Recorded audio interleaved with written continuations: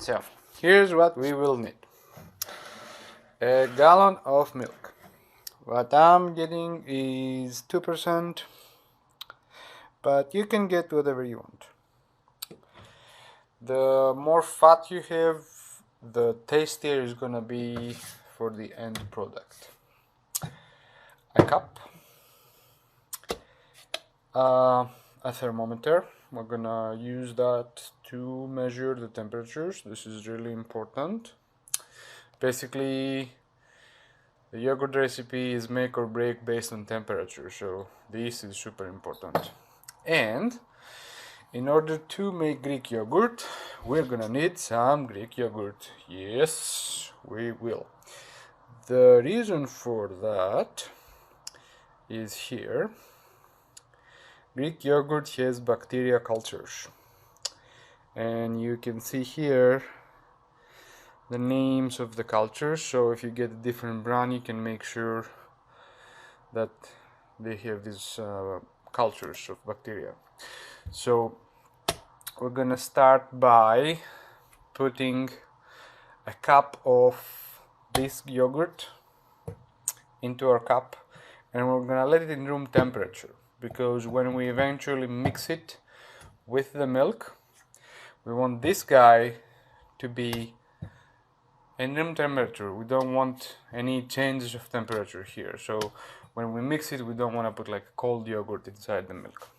Okay, so that's what we're gonna start doing. And then next step is just put this whole gallon into the pot and slowly raise its temperature to the necessary temperature that we want. Okay, we'll continue in the next step. Alrighty, so the milk is in, the thermometer is in, and we want to keep boiling until it reaches 170 Fahrenheit. Now, we don't want, you see, this is like a big pot, and it's up to here with milk, so it's gonna take a while for the whole thing to reach the 170. So what we're doing here, and why we're doing that, is because we want to pasteurize the milk. So the milk, when it comes, from the carton, it has its own native bacteria. And with this process, when we put that guy to reach 170, what we're doing is we're killing the native bacteria. So we want to kill off the milk bacteria, so then we can inoculate the rest of the milk with the yogurt bacteria. So we're just doing a swap of bacteria, and that's what makes milk into yogurt. So the first step here is this guy needs to go to 170 so that the native bacteria all commit suicide, and then we'll wait for the milk to cool down to 120, and then we'll add the yogurt bacteria. One thing to notice here is, because this is such a big quantity of milk, we want to kind of stir it as we go, so that you don't have some really hot down here, really hot milk down here, and it will make a crust, and it's gonna burn, while up here you have cold. So this is kind of a laborious process, but it takes a while. Stir it, see the temperature will slowly rise, and you want to make sure that when you turn off the heat, the whole thing is 170. It's not only at the bottom, or the whole milk is pasteurized. Okay, so we're gonna have to wait now until this guy reaches 170. Let's check on our thermometer. We are 90 going on 100, slowly going up. Just want to show you how I'm stirring it, making sure that all of the milk get some love, get some of the juices moving here. Make sure your thermometer doesn't touch the walls of your pot, right? So you're not measuring how hot the the pot is, rather, you want to measure how hot the milk gets. And another thing that I didn't mention is I have my heat kind of medium, like 6 out of 10 for my thing. You don't want it, you know, scorching hot. You want it kind of slowly raise the temperature. That's why this step takes a while, and then the cool down to 120 takes even longer, because cooling of liquids is kind of problematic thing if you don't have other equipment other than just a pot. So anyway, that's what we have so far. See, slowly gets there. We want to get it to 170. Let's check our thermometer again. Alright, we're going to 120. We're doing good. So at this point I want to tell you another important thing. After this reaches 170, what we're gonna do is let it cool down to 120. So the whole yogurt process goes as follows. You want to kill off the milk bacteria, so you boil it to 170, and then you let it cool to 120 because you want to put the yogurt bacteria in. And then you want to let the little bacteria have sex and get to know each other and feel comfortable, which will be when this liquid form will turn into actual yogurt. And that, process of just letting the bacteria do their thing takes about 24 hours. Now, in these 24 hours, you need to let your mix stay in a controlled environment. You want to be around 50 degrees Fahrenheit. Now 50 is kind of a tricky temperature to maintain. Some people have a sous vide machine which they set it on 50, but sous vide machines are expensive and not everybody has them. What I do is, at some point during this process, I'm gonna make sure I don't have stuff. Well, I do. I'll take off my stuff from my oven, and then I'm gonna turn on my oven for just a little bit. It's just enough to give the coats, the walls of the oven some heat. And then, after we put the yogurt inside the milk and we put it in our jars, then we're gonna cover our jars with some towels so that we can maintain the heat. And then we're gonna put them inside the oven, but the oven will be closed with only the oven light on. The residual heat from that initial step that we will do hopefully will keep on. We don't open and close the door. We'll show later what we'll do for that, but that's the whole idea. So it's really playing with temperatures is really what yogurt comes down to be. You want to reach 170, 120, you mix the yogurt, and then somehow you want to keep 50 degrees Fahrenheit for basically one day, and then you have yogurt. Then the next step is straining it, which is another discussion.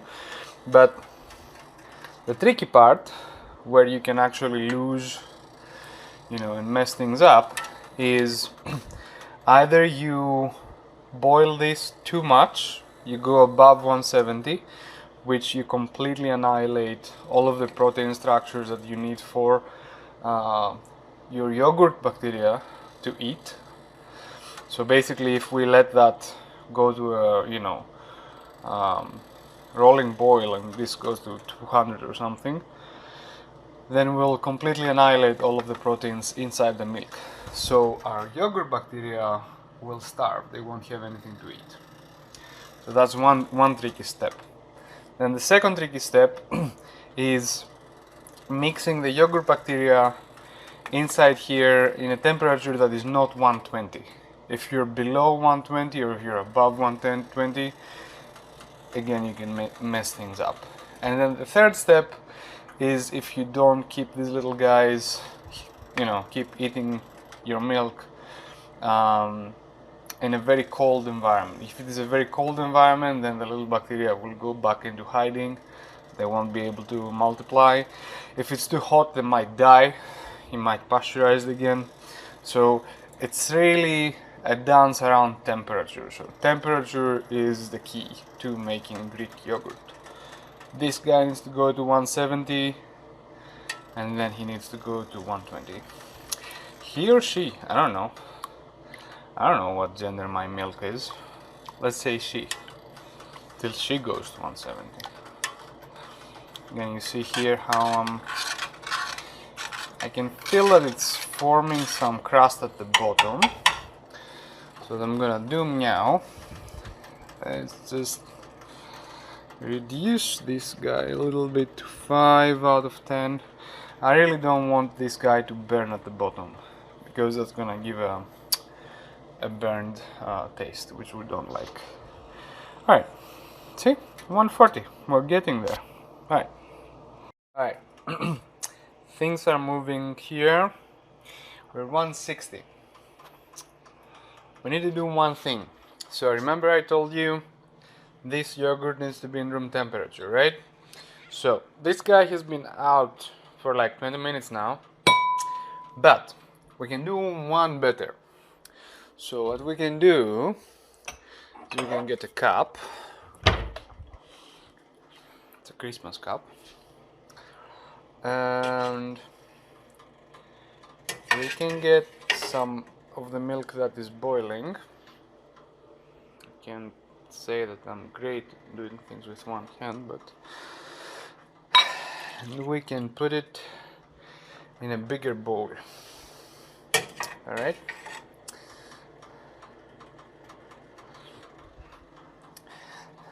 you see where this is going, right? So now we will mix this yogurt inside here, so that the temperature will be even closer, because this guy is getting to the point where, you know, it will go to 170 and then we'll let it cool down to 120. So this will give enough time for this one to reach a good temperature, for our yogurt to be really in a room temperature, so that we don't shock it. Okay, I'm gonna mix these two now. I can do it with one hand. Okay, so we reached the first milestone. This is the first critical point. 170. If you notice, it's like not exactly 170, but like quite there yet. And the reason that I'm gonna turn off my heat now is because, you know, there is momentum here. This will keep rising a little bit before it starts dropping. You know, it's how we do also with eggs. You pull them out before they're exactly right. So this guy will reach 170. And why did we do that? We hope that most of the native bacteria of the milk are dead by now. I'm sorry, native bacteria, you're great in every other aspect of your lives probably, but we had to murder you now because we want yogurt. If we didn't want yogurt, you could have stayed alive, but we wanted yogurt. So we pasteurize the milk with this process. So we crossed the first milestone. This is the first point where we could have fucked up. Maybe we did fuck up. I don't know. We need to wait to see the end product. 170, temperature off, and now the second milestone is we need this guy to cool down to 120. Alright, so now we killed off the bacteria, and now we need to bring it in a temperature where we can safely mix the yogurt bacteria before we put into our jars. These jars later on will go into the oven. Oven turned off, preheated a little bit, not too high, with only the oven light on, so that it can maintain hopefully something around 50 degrees Fahrenheit. It's optional, you don't have to do this step, but you can also watch MasterChef. I'm watching MasterChef Greece, of course, while you make your Greek yogurt. It's optional. I have not tested to see if that makes any difference in the recipe. You can try it out yourself. Alright. So this will hopefully start getting down. This step is the boring one because there's nothing really you can do. One thing you could do is like move it around and blow on it. Some people, what they like to do, oops, that was bad. Some people, what they like to do in order to make the cooling process faster is they have two pots, one empty and one filled, and basically they're emptying one into the other, and just by this process of moving the liquid around, you can accelerate the cool down. Or you can imagine you can do a bain-marie, where if you have like an even larger pot, you can have ice cubes at the bottom, and you can do like a bain-marie and stir it in a bain-marie, and a cold bain-marie. That can help. I don't know, you can do lots of fancy stuff. What I do is just I let it cool down on its own. I kind of feel that just by letting it cool down, what you do, you really make sure that there are no leftover bacteria. You really kill them, and that could help you in the long term. So I need to clean my thermometer because it dipped into the milk, and wait for it to go to 120. Ooh, also we need to mix this guy. I haven't done it yet. Alright. You know that expression that says, I'd rather sit and watch paint dry? Well, we can say I'd rather sit and watch my milk cool down, which is literally what I'm doing now. But anyway, we're 150.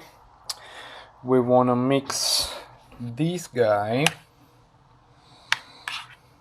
that by now is room temperature for sure.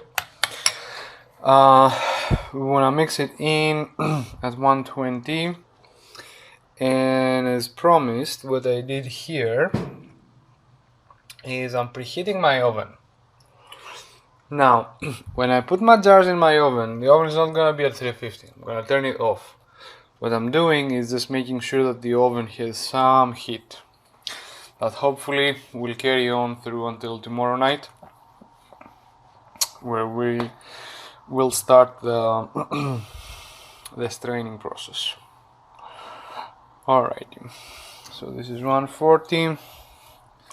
Let's move it a little bit. Maybe it will drop, but yeah. Alrighty, finally 120. So now what we'll do is I'm gonna mix this guy into here. Make sure everything is well mixed, so all the bacteria are everywhere. So you stir well for a little bit, and then we will pour into these jars. It's gonna be a little messy, so I'm gonna need both my hands, actually all three of my hands, and I'll film back after we're in the jars. Alright, so we have 5 full mason jars. One thing you can notice now, when I'm moving this guy around, you see it's fully like liquid, right? Tomorrow night, now we are 8:16 in the evening, so tomorrow night, if everything is well, we've done our job correctly, and we move these jars like that again, they should be thick. It should be like cream cheese. Not like cream cheese, a little bit, it should be yogurt basically. And then the only thing left from there, at that point we'll have legit yogurt. And then what's left to do from that point, from tomorrow night onwards, is straining. Straining is the process of controlling the thickness, how thick you want your yogurt to be. If you try some brands that they sell at the store, if you try Fage, F-A-G-E, which is the Greek one, you see it's very thick.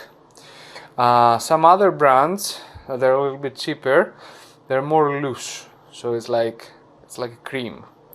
That is something we can control, and we control it with something like that. That's a cheesecloth bag. It's a reusable cheesecloth bag. So after these guys are done converting from milk into yogurt, we're gonna try to control the thickness, because I personally like it a little bit thicker. What's happening in the straining process is you're removing some of the whey from the milk. And that makes the yogurt more delicious, and I think the texture is a little bit better. Now, alright, so these guys I will cover with this towel. We'll wrap them around, throw them in the oven. Okay, they're in the oven. The unfortunate thing is that the oven light is burned, so there's not much we can do now. It's okay. If you can see, they're all snug in the towel. And I have placed the thermometer here, so I can monitor. If it goes too cold, we can perhaps tweak it with a little bit from the oven. It's like a short, just to get all the resistances running a little bit, so we can raise the temperature and we can keep an eye on it. So this is the last step before we have yogurt, hopefully. And after this, tomorrow night we should have yogurt, and from there on we only control the thickness. So let's see. Hopefully it's gonna be awesome. Alrighty, so it is 8:11 the next day, and it's been 24 hours, and I want to show you. So remember, it was liquid. Now it is all solid. And let me just open it so we can see inside the texture. It smells great, by the way. You see? This is yogurt. Now, this has lots of whey. This is fine, you can eat it like that. Which, to be totally honest, I might not strain it, because straining it is a process. I might strain the next batch. But if you do strain it, it becomes thicker, and it just gets a better texture. That's all. Should I strain? Because I have a bunch of them now. So I have 1, I have 2, 3, 4. See, all of these are yogurt now. Remember, we got it from 1 cup. We used 1 cup of yogurt to begin with, and now we have 5 jars. And we can use these to make more yogurt. So we can keep some of that, some of these guys, to impregnate the next milk. So don't eat it all. But you can see this is like pretty solid. Actually, this is pretty good. But let's just strain one of them, just for the heck of it, just to see what happens when you strain one. I'll put my thermometer to wash it.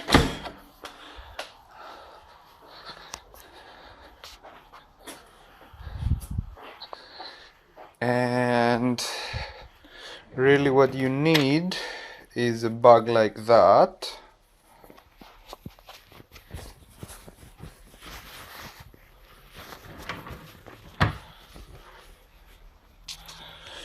You see? And what we can do is we can put a little container under the strainer. We can set up a container here at the bottom, and I'll have the bag just hanging from the top. You'll see. I'll do it in the next one. 1 second. Okay, so we're staining. You see? You hear that? That is whey. And that's how you spell whey. Way too much information. We made some jokes, we laughed. Ha ha ha. Alright, so you can do this process either outside like this, or you can put it in your fridge. I might put it in the fridge because I don't want any, little flies or anything to drop into that whey collection. So be careful how much you strain it. If you strain it more than 12 hours, it becomes really thick. I personally like it really thick, but the quantity of yogurt that you end up with, becomes very small. So the more whey you pull out of the yogurt, it becomes thicker and gets better texture, but you get less and less yield. Straining takes the whey out, so here is where we get less yogurt out of our gallon of milk. So it's really a choice of taste, and you can see, I'll show you tomorrow when this is done straining, what's the difference of texture between the strained one versus the non-strained one.